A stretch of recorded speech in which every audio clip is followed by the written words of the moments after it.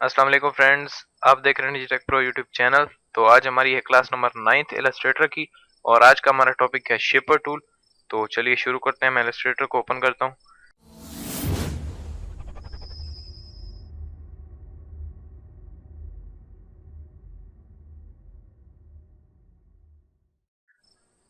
तो सबसे पहले यहाँ पे हमें ये मिलता है हमारा शेपर टूल।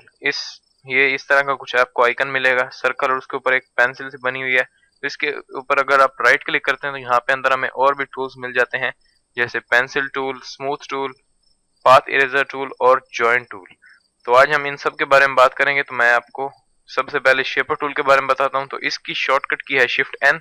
अगर आप अपने कीबोर्ड से शिफ्ट एन प्रेस करते हैं तो शेपर टूल एक्टिवेट हो जाता है। तो हम देख लेते हैं ये किस लिए यूज होता है। ये बेसिकली हम फ्री हैंड इससे कुछ भी यहाँ पे अपने कैनवस के ऊपर शेप्स जो होती हैं, बेसिक शेप्स यानी स्क्वायर, रेक्टेंगल, ट्रायंगल, पॉलीगॉन वगैरह, हम सर्कल वगैरह यहाँ पे ड्रॉ करते हैं फ्री हैंड, जैसे हम पेंसिल से करते हैं, और ये उनको परफेक्ट शेप्स में कन्वर्ट कर देता है। तो हम देख लेते हैं, जैसे फॉर एग्जांपल मैं यहाँ पे एक रफ सा सर्कल बना रहा हूँ। जैसे ही मैंने इसको क्लोज किया तो उसने उसे परफेक्ट सर्कल में कन्वर्ट कर दिया। इसी तरह मैं यहाँ पे अगर स्क्वायर बनाता हूँ तो उसने यहाँ पे एक स्क्वायर बना दिया। इस तरह रेक्टेंगल भी आप बना सकते हैं।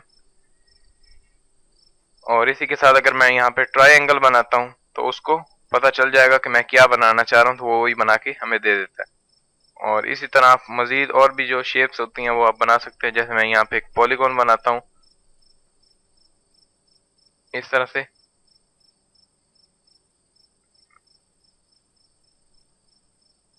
तो उसने वो परफेक्ट शेप में कन्वर्ट कर दी। तो इस तरह से जो बेसिक शेप्स होती हैं वो शेपर टूल से आप बना सकते हैं। तो ये इसका एक जो इसको हम किस तरह से यूज कर सकते हैं। इसी तरह से यानी आपने फ्री हैंड कुछ भी बनाना है तो वो उसको परफेक्ट शेप में कन्वर्ट कर देगा।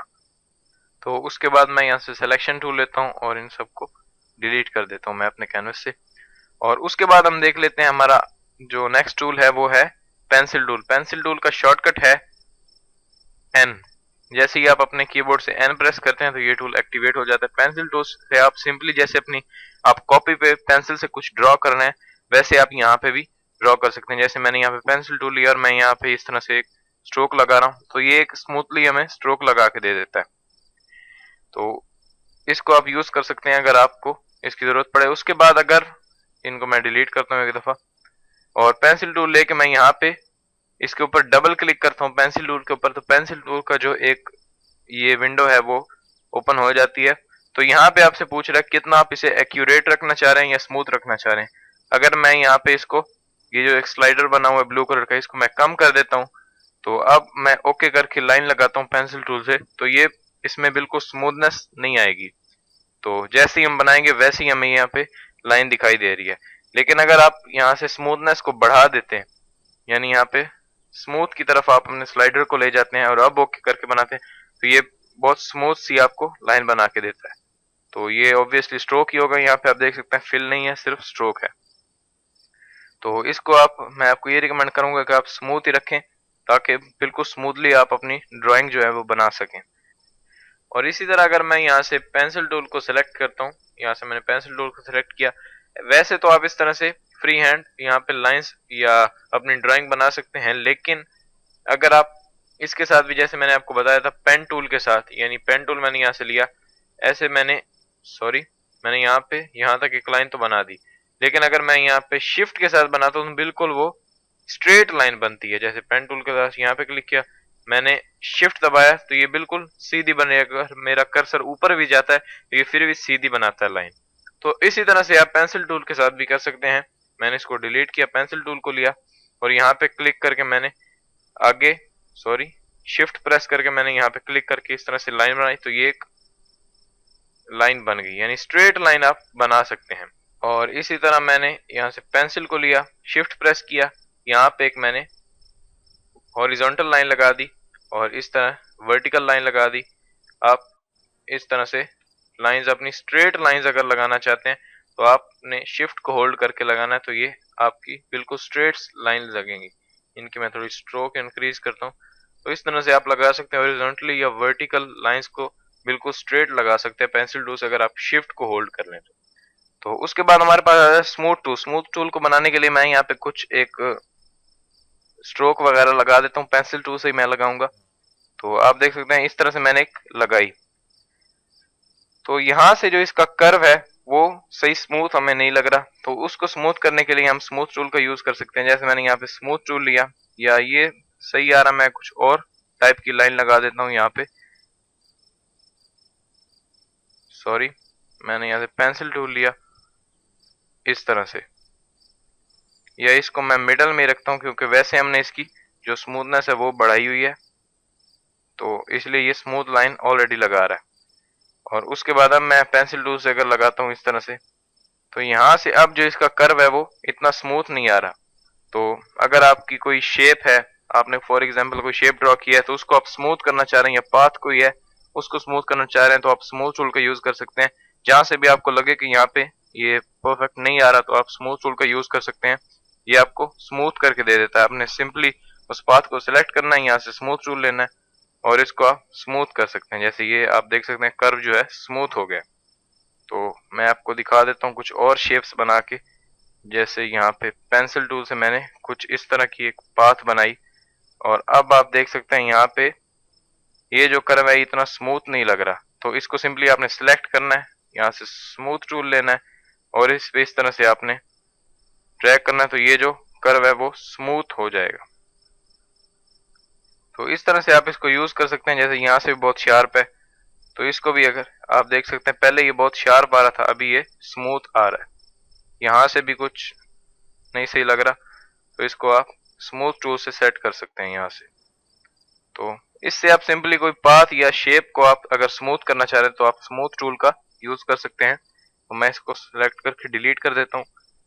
यहाँ से हमारे पास है पाथ इरेजर टूल।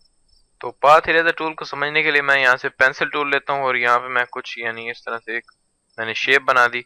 उसके बाद यहाँ से मुझे परफेक्ट नहीं लग रहा, तो इसको मैं अगर यहाँ से इरेज करना चाहूँ तो मैं कर सकता हूँ। सिंपली इसको सेलेक्ट करना है और यहाँ से पाथ इरेजर टूल को लेंगे और यहाँ से मैं इस तरह से ड्रैग करूंगा। सॉरी, इस तरह से मैं यहाँ से उसको मैंने काट लिया, यानी अब ये यहाँ से अलग हो चुकी है। उसके बाद अगर मैं इनको ज्वाइन करना चाहूँ तो सिंपली दोनों को सिलेक्ट करूंगा, यहाँ से ज्वाइन टूल लूंगा और इस तरह से ड्रैग कर दूंगा, ये ज्वाइन हो गई। और अब अगर मैं इसके जो कर्व्स आ रहे हैं उनको स्मूथ करना चाहूँ तो वो मैं स्मूथ टूल से कर सकता हूँ। तो यहाँ से मैंने स्मूथ टूल लिया और यहाँ से जो कर्व है ये सही नहीं लग रहा मुझे, उसके लिए मैं स्मूथ टूल यूज करूंगा इस तरह से। तो ये आप देख सकते हैं कर्व जो है वो बिल्कुल स्मूथ होता जा रहा है। और इसी तरह यहाँ से भी कुछ कर्व्स को मैं स्मूथ कर सकता हूँ। ये कर्व स्मूथ हो गया। उसके बाद और भी अगर आप करना चाहें तो कर सकते हैं। इस तरह से आपकी पाथ में कोई भी कर्व आपको स्मूथ करना है तो आप स्मूथ टूल से सिंपली उसको सेलेक्ट करें और स्मूथ टूल से आप उसको स्मूथ कर सकते हैं। उसके बाद जॉइन टूल के बारे में आपको बताता हूँ कि ये क्या काम करता है। यानी कोई भी जो पाथ है, यानी फॉर एग्जांपल दो आपने यहाँ पे मैंने यहाँ से लाइन टूल लिया, लाइन सेगमेंट टूल, ये आप देख चुके हैं पिछली से या शायद उससे पिछली क्लास में आप। और उसके बाद यहाँ पे मैंने क्लिक करके ड्रैग किया, इस तरह से लाइन लगा दी, एक इस तरह से। अब ये दो पाथ आपके सामने यहाँ पे बनी हुई हैं। अगर मैं इनको एक पाथ में कन्वर्ट करना चाहूँ, यानी मैं चाहूँ कि ये जो दो लाइंस हैं ये ज्वाइन हो जाएं, तो वैसे अगर मैं इसको उठा के रख दूं तो ये वैसे तो लगेगा कि ये ज्वाइन हो चुके हैं, लेकिन ये अभी ज्वाइन नहीं है। आप देखें ये जो पाथ है ये अलग है, ये पाथ अलग है। तो इसको ज्वाइन करने के लिए हमें क्या करना होगा, यानी इनको एक पाथ में कन्वर्ट करने के लिए हम क्या कर सकते हैं। उसके लिए सिंपली आपने इसको यानी इतना रख लिया, उसके बाद दोनों को सिलेक्ट किया, यहाँ से ज्वाइन टूल लिया और यहाँ से इस तरह से ड्रैग कर दिया, तो ये ज्वाइन हो गए। एक तो इस तरह से आप कर सकते हैं। ज्वाइन करने के लिए और भी बहुत सारे तरीके हैं, यानी अभी ये एक पाथ में कन्वर्ट हो चुके हैं। ज्वाइन करने के लिए दूसरा जो तरीका है वो है, यानी सिंपली आप इन दोनों को करना चाह रहे हैं तो आपने डायरेक्ट सिलेक्शन टूल लेना है। डायरेक्ट सिलेक्शन टूल, इन दोनों को सिलेक्ट करना है, राइट क्लिक, एवरेज। एवरेज करेंगे तो आपके पास एवरेज का एक डायलॉग बॉक्स आ जाएगा। यहाँ पे आपको तीन ऑप्शंस मिल रहे हैं, हॉरिजॉन्टल, वर्टिकल एंड बोथ। तो आपने बोथ को सिलेक्ट करना है और यहाँ से ओके करना है। तो अब ये वैसे तो ज्वाइन हो गए, लेकिन अभी भी ये दो पाथ हैं, यानी अभी एक पाथ में कन्वर्ट नहीं हुए। तो प्रॉपरली इन्हें ज्वाइन करने के लिए हमें फिर से इन दोनों को सिलेक्ट करना है, राइट क्लिक करना है और ज्वाइन। अब ये एक पाथ में कन्वर्ट हो चुके हैं। तो एक तो आप इससे ज्वाइन कर सकते हैं, दूसरा आप अपने सिंपली इन दोनों को सिलेक्ट करें, जॉइन टूल लें और यहाँ पे इस तरह से ड्रैग कर दें। ऐसे भी कर सकते हैं, कोई भी आप यहाँ पे तरीका यूज कर सकते हैं। यानी अगर आप अपनी पाथ को या शेप्स को यानी यूनाइट करना चाह रहे हैं, ज्वाइन करना चाह रहे हैं, तो आप इनका यूज कर सकते हैं। तो आई होप कि आपको समझ आएगी। मैं इनको डिलीट कर देता हूँ। तो उम्मीद करता हूँ कि आपको shaper tool, pencil tool, smooth tool, path eraser tool और जॉइन टूल के बारे में समझ आ गई होगी। और अगर आपका कोई क्वेश्चन है तो नीचे आप कमेंट में पूछिए। और आपको वीडियो पसंद आई है तो प्लीज़ लाइक करें और अपने दोस्तों के साथ शेयर करें और चैनल को सब्सक्राइब करें। मैं आपसे मिलता हूँ अगली वीडियो में। Thanks for watching.